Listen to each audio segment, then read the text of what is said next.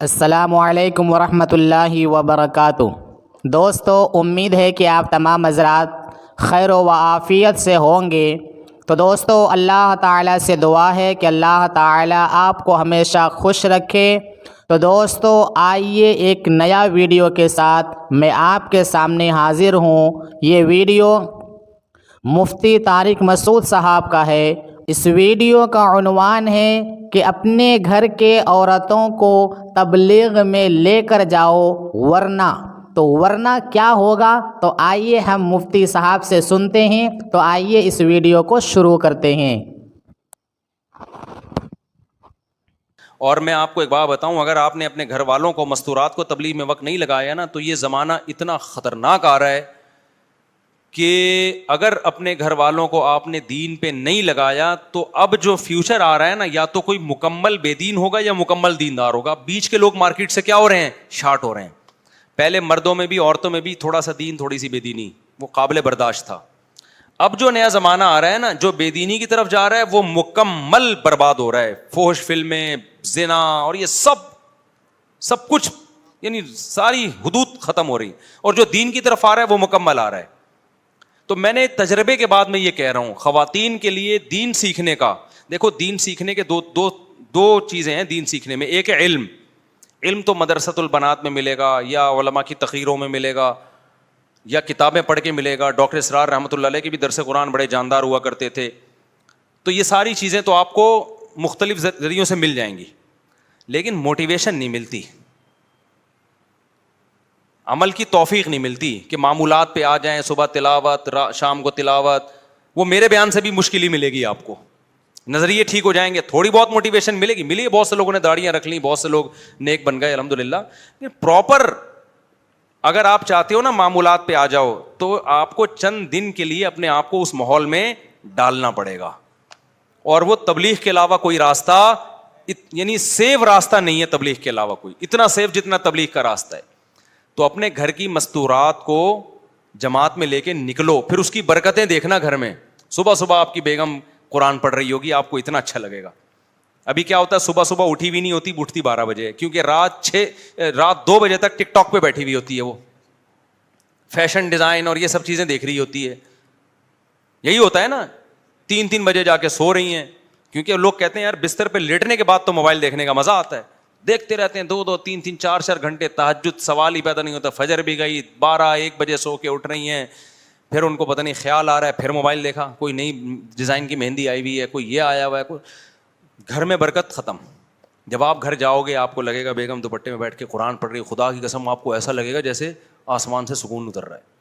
اشراق پڑھ رہی ہے، وابین پڑھ رہی ہے، دعا مانگ رہی ہے۔ ہم اپنی والدہ کو دیکھتے تھے مصلی پہ بیٹھی رہتی تھیں، اور والدہ کا ہمارا آخری ٹائم تھا، وہ ان کے یعنی ہوش ٹھکانے نہیں تھے، ان کو کچھ نہیں پتا تھا، 2 سال بستر پہ اسی طرح گزرے۔ لیکن جیسے ہی تسبیح ہاتھ میں پکڑاؤ، ٹھک ٹھک چلنا شروع، کیونکہ عادت پڑ چکی تھی نا۔ میرے بھائی سورہ یاسین پڑھتے تھے، آخری لفظ چھوڑتے تھے تو والدہ کی زبان سے نکل آتا تھا آخری لفظ۔ اب جو نئی نسل ہے، جب اس کی موت کا وقت آئے گا، بڑھاپے کا وقت آئے گا، وہ ہوش حواس نہیں ہوں گے، تسبیح ہاتھ میں پکڑاؤ گے ان کو کچھ نہیں پتا چلے گا، موبائل پکڑاؤ گے ٹک ٹاک ٹھک ٹھک ٹھک شروع۔ جو چیز زندگی بھر کی ہو بڑھاپے میں وہی ہوتی ہے۔ تو گھر میں برکت چاہتے ہو، دینداروں کے گھروں میں جاؤ، ایک الگ ہی سکون ملتا ہے بھائی جی، ایسا روحانیت ملتی ہے۔ تو یہ سب کچھ چاہتے ہو تو اپنے گھر والوں کو تبلیغ میں نکالو، گھر کی مستورات کو بھی لے کے جائے۔ اور پھر تبلیغ میں مستورات کے قوائف ہیں، چھوٹا بچہ ہے تو پھر نہیں وہ لے جا سکتے، تو ابھی جن کی نئی شادی ہوئی بچے نہیں ہیں تو وہ لے جائیں 40 دن کی جماعت میں، 15 دن کی جماعت ہوتی ہے، اس میں لے جائیں اپنی اہلیہ کو۔ جیسے ہی شادی ہوتی ہے بیگم کو گھمانے کے لیے سوئٹزرلینڈ ادھر ادھر گھما جاؤ بھائی، سوئٹزرلینڈ بھی لے کے جاؤ، تھائی لینڈ میں بھی گھماؤ، ہر جگہ گھماؤ، عمرہ بھی کراؤ۔ لیکن اگر چاہتے ہو نا آئندہ میاں بیوی کا رشتہ اچھے اصولوں پہ اور محبت کے ساتھ گزرے، تو بچہ پیدا ہونے سے پہلے بیگم کو تبلیغ میں بھی وقت لگوا دو، اس سے خود بھی انسان کے بچے بن جاؤ گے، وہ بھی انسان کی بچی بن جائے گی، اور جب دونوں انسان ہوں گے تو سوچو گھر کا ماحول کیسا ہوگا۔ میں تو یہ سوچ کے حیران ہوتا ہوں، دونوں انسان، یار عجیب سی بات ہے یا نہیں؟ اسے تصور نہیں ہے آج کل سوسائٹی میں۔ وہ اس کو گدھا کہہ رہا ہوتا ہے، وہ اس کو، میرے پاس جو جھگڑے آتے ہیں نا، وہ اس کو ایسی سی گالیاں میں بھی ایک دوسرے کو دے رہے ہوتے ہیں، ممبر پہ دے نہیں سکتا۔ ہمارے ایک صاحب تھے، وہ ابھی ایسا نہیں کہ وہ سمجھ جائیں، تو ان کی بیگم کا فون آیا, وہ یونیورسٹی کے پروفیسر تھے, بیگم کا فون آیا, وہ ان کو جو گالیاں دے رہی تھی نا وہ ہمیں آواز آ رہی تھی کہ گالیاں دے رہی ہوتی ہیں خواتین کہ مائک بند بھی ہوتا ہے پھر بھی آواز آتی ہے. اب وہ شرمندہ ہو رہے ہیں نا ہم سے, وہ کیا گالیاں تھیں بھی چھوڑو میں. تو وہ کہہ رہے ہیں دیکھیں ایکچولی آپ تھوڑا دیکھیں بیگم تھوڑا زیادہ ہو گیا ہے, آپ اپنی لمٹ کراس کر رہی ہیں. وہ اس طرح اس کو سمجھا. اصل میں اس کا بھی دل چاہ رہا تھا میں بھی یہاں سے وہی گالیاں نکالوں, لیکن ہمارے احترام میں بڑی تمیز سے دیکھیں اب آپ لمٹ کراس کر رہی ہیں, یہ الفاظ مناسب نہیں ہے. ہمیں اس پہ ہنسی آ رہی تھی, یار ہماری وجہ سے بیچارہ گالی بھی نہیں دے سکتا, وہ دبا کے گالیاں دے رہی ہے اور اس کو اندازہ ہو رہا ہے کہ یہی سن رہے ہیں گالیاں. بیگم کو اندازہ نہیں تھا کہ اتنی چیخ کے دے رہی ہوں کہ ساتھ میں بیٹھا ہوا بندہ بھی سن رہا ہے.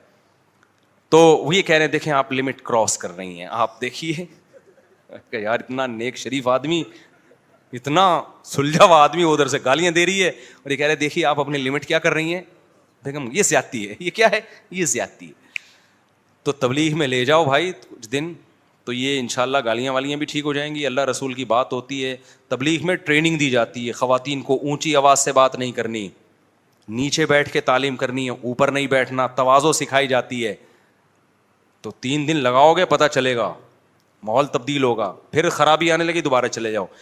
تو دوستو تو دیکھا آپ نے مفتی صاحب نے ہمیں کتنے خوبصورت انداز سے سمجھایا. تو ایسے ویڈیو دیکھنے کے لیے آپ ہمارے چینل کو سبسکرائب کر سکتے ہیں. اور جزاک اللہ, شکریہ.